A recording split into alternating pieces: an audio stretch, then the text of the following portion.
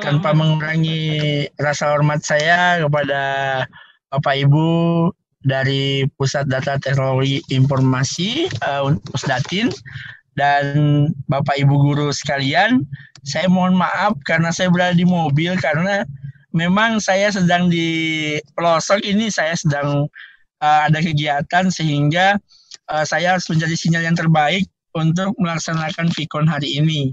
Jadi ini saya lagi di pinggir jalan untuk menyelesaikan tugas saya bersama dengan Pak Samsul Fahrozi. Ya, hari ini kami akan menyampaikan materi membuat media video pembelajaran. Jadi nanti Pak Samsul Fahrozi akan memaparkan tentang salah satu media pembelajaran yang bisa digunakan oleh Bapak Ibu guru dalam melaksanakan tugas video pembelajaran dan tugas di level 3 ini. Jadi Bapak Ibu yang saya hormati, ada 34 partisipan ya semuanya. Jadi biarpun sedikit, tapi kita tidak mengurangi hikmatnya kegiatan kita hari ini. Oke, Bapak Ibu guru yang saya hormati, membuat video pembelajaran ini adalah modul dari level 3 ya Bapak Ibu. Jadi di sini adalah kita akan membuat media pembelajaran di mana media pembelajaran itu salah satunya adalah membuat video ya. Sebenarnya untuk membuat media pembelajaran itu banyak sekali caranya. Cuma pada kesempatan hari ini kita menggunakan video pembelajaran sebagai media belajar peserta didik. Apalagi dalam masa pandemi seperti ini, kita harus membuat media pembelajaran interaktif supaya siswa lebih senang melihat wajah kita dan siswa yang kangen sama kita, kangennya akan hilang gitu. Jadi video pembelajaran adalah salah satu media video yang dirancang secara sistematis dengan berpedoman kepada kurikulum yang berlaku. Dan dalam pengembangannya, mengaplikasikan prinsip-prinsip pembelajaran sehingga program tersebut memungkinkan peserta didik mencermati materi pelajaran secara lebih mudah dan menarik. Ya jelas sekali karena siswa itu hari ini lebih cenderung melihat dan menonton video-video di YouTube ya seperti itu ataupun media-media pembelajaran yang lain ya atau video-video apapun mereka lebih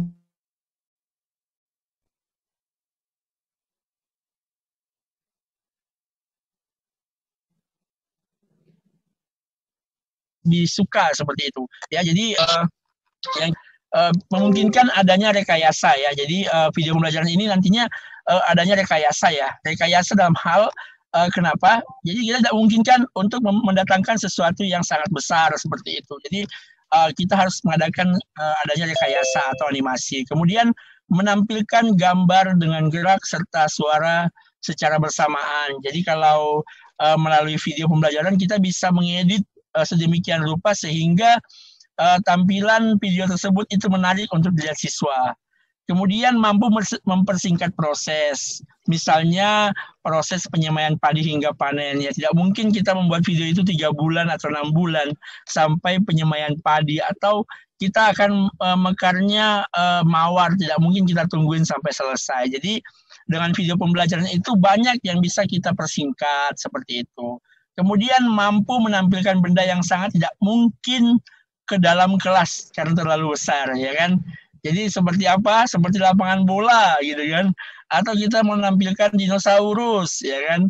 Atau kita menampilkan tambak yang sangat besar dengan ada ikan-ikannya. Nah, kita harus menggunakan video pembelajaran supaya apa? Supaya kita rekam saja semuanya. Setelah kita rekam, kita masukkan ke dalam kelas dalam bentuk video pembelajaran. Jadi sangat efektif dan efisien jika Bapak Ibu membuat video pembelajaran. Nanti akan dipraktikkan oleh Pak Samsul Fahrozi. Media apa yang Pak Samsul Fahrozi dan kawan-kawan termasuk saya juga pakai. Ya banyak sekali sebenarnya. Tinggal kita bagaimana lebih kreatif dalam mengolah video pembelajaran tersebut. Ya seperti itu Bapak Ibu. Oke Bapak Ibu yang saya hormati. Fakta tentang durasi video. Jadi kenapa kita harus ada durasi video? Karena kalau videonya kelamaan Bapak Ibu, kita ditakutkan nanti ada yang apa ya maksud saya nanti siswanya jadi bosan begitu. Ya kalau wajahnya cantik dan ganteng ya mungkin siswa adem ayem aja mendengarkan begitu kan. Tapi kalau kayak saya gini kayak apa mungkin siswanya kaburan gitu. Kalau udah lebih dari 7 menit mungkin kaburan ya Bu Irma ya Pak Teddy. Jadi kalau kalau kita durasinya itu nggak usah lama-lama. Kabur mendekat Pak. Kabur mendekat ya benar-benar banget. Imut kok imut Kak Master. Ya jadi oke jadi fakta tentang durasi video ini, durasi rata-rata dari 10 video terpopuler yakni 4 menit 20 detik. Ya benar sekali. Karena kalau kelamaan Bapak Ibu, kita takutkan siswanya itu akan jenuh untuk menonton video kita. Jadi video yang populer terlama berdurasi 9 menit 15 detik. Tersingkat hanya 42 detik. Jadi jangan juga terlalu singkat, jangan juga terlalu lama, yang sedang-sedang saja ya kan. Tidak usah terlalu lama, minimal tujuan dari pembelajaran hari itu tercapai dan tujuan pembelajaran jangan terlalu banyak. Ya, dalam satu video itu bisa 1 atau 2 tujuan pembelajaran saja. Sehingga apa? Kita juga mengeditnya tidak terlalu buru-buru dan apa yang disampaikan itu tidak terburu-buru, santai saja. Ya, karena kalau buat video kita buru-buru membuat videonya, tidak kita buru-buru membuat menyampaikannya, itu anak-anak akan kesulitan. Dia bahkan harus mengulang dan mengulang lagi dalam menerima video apa yang kita sampaikan. Ya kan? Kemudian berikutnya, pada bulan Januari 2019, durasi rata-rata video online berada di angka 4,4 menit. Ya betul. Jadi tidak terlalu lama ya, 4,4 menit. Itu sudah luar biasa itu ya. Jadi memang kadang juga ada yang buat video itu di angka 6 menit, memang ada. Ya kan, tapi memang kebanyakan itu 4,4 menit itu sudah luar biasa, singkat tapi padat juga jelas ya, sehingga siswa itu tidak terlalu lama mendengarkan apa yang kita ocehkan. Walaupun dalam video itu sudah sangat menarik kita buat, sudah sangat banyak animasi yang bisa mewakili keseluruhan dari materi yang kita sampaikan. Tapi minimal kalau terlalu lama mungkin siswa juga akan jenuh. Sama seperti di kelas, kalau kita terlalu lama mengoceh, saya yakin dan percaya siswa kita juga tidak akan senang seperti itu. Kemudian, video berdurasi 2-10 menit punya jumlah view ya, yang cukup konsisten. Jadi memang kalau dia yang banyak yang lihat, ya iya jelas. Kalau melihat video itu, oh ini inti materinya banyak, bisa dilihat, memang jelas. Ya kan, tapi kalau itu hanya dilihat sebentar saja, tidak perlu lama-lama lah video itu ya. Jadi bisa dipersingkat saja, tidak usah terlalu banyak ini itunya, tidak perlu terlalu melebar pembahasan kita. Karena apa? Terkadang di kelas kalau kita mengajar itu yang bikin lama adalah pelebaran maknanya. Kadang terlalu jauh kita menyimpang, semua dibahas. Itulah sehingga kita kadang lama sekali mengajar, padahal intinya tidak terlalu banyak. Ya kan? Makanya dengan adanya video pembelajaran ini kita bisa mengetahui bahwa konteks pembelajaran kita itu tidak usah lama-lama. Ya, cukup seperti tadi yang dibilang bahwa 4,4 menit atau 5 menit lah. Oke, itu sudah cukup, tidak terlalu lama. Kalau lama, ya siapa juga nanti yang mau nonton seperti itu. Ya, oke, Bapak Ibu yang saya hormati, ini adalah esensi dan estetikanya. Ya, kalau esensinya kalau kita membuat video pembelajaran itu harus sesuai dengan kurikulum yang berlaku, ya. Jangan menggunakan kurikulum yang sudah lampau ya. Jadi membuat materi itu usahakan kurikulum yang terupdate. Ya, supaya apa? Supaya sesuai dengan apa yang anak-anak terima di sekolahnya masing-masing. Karena kita harus yakin dan percaya bahwa video kita itu akan dinonton dari Sabang sampai Merauke. Semua akan menonton video kita. Kenapa? Karena begitu mereka masuk ke rumah belajar, masuk ke sumber belajar, tinggal klik umpamanya biologi sistem reproduksi, mereka pasti akan mengambil video tersebut. Apalagi notabene-nya di rumah belajar itu kita gratis ya, tidak ada bayar-bayar, cukup login, masukkan data, sudah bisa memanfaatkan rumah belajar keseluruhan. Kemudian tujuan pembelajaran itu harus jelas, ingat ya, kita harus sesuai dengan RPP dan silabus, itu jelas sudah. Apalagi hari ini RPP kita cuma 1 lembar saja, ya kan? Luar biasa sekali itu singkatnya RPP kita hari ini.